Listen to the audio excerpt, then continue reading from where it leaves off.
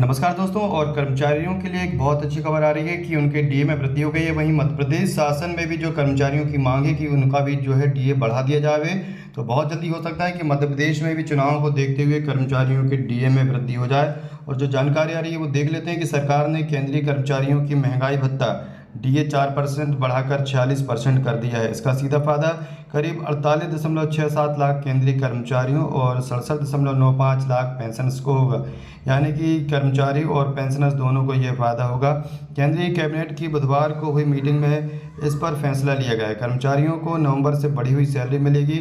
इसमें जुलाई और अक्टूबर के बीच की अवधि का एरियर भी शामिल होगा। इस फैसले से सरकार पर हर साल 12,857 करोड़ रुपए का भार आएगा। केंद्रीय मंत्री अनुराग ठाकुर ने कैबिनेट के फैसलों की जानकारी दी।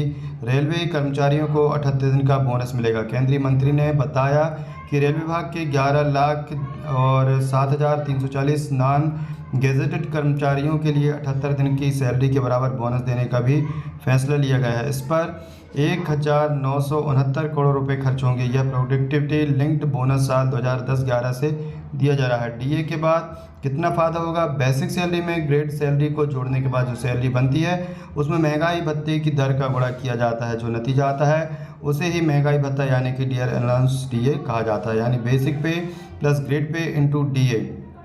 तो एक उदाहरण देकर के हम समझ सकते हैं कि मान लीजिए बेसिक सैलरी किसी की 10,000 रुपये है और ग्रेड पे 1,000 रुपये है। दोनों को जोड़ने पर टोटल 11,000 रुपये हुआ।